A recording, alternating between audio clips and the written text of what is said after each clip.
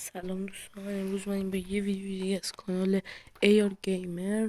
امروز میخوام یه کد جایزه جدید واسهتون بذارم به مناسبت هالووین. این پسرخوانده این کدو گذاشته و محتویاتش هم یک دونه معمولی از سری 3 برابر هستش. این کد محدودیت داره و زمانی هستش، بس سریعتر اینو بزنید.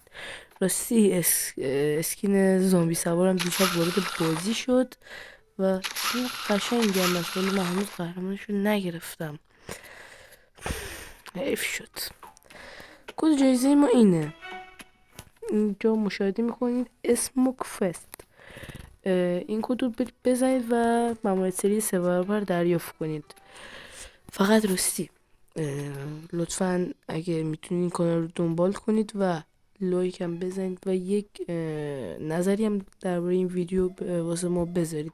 و البته یه چیزم بگم، اگه اعضای این کانال به 1K برسه من خیلی سورپرایز ویژه‌ای واسهتون دارم. یه سورپرایز عالی، لینک به سرخوانده مد شده آفلاین، چند تا راز بزرگ بازی، چند تا چیز دیگه هست، نسخه دیگه هست و اینا که اونو در الان براتون میگم اگه 1K شدیم. فعلا خدا نگهدار تا ویدیوی بعدی. خداحافظ.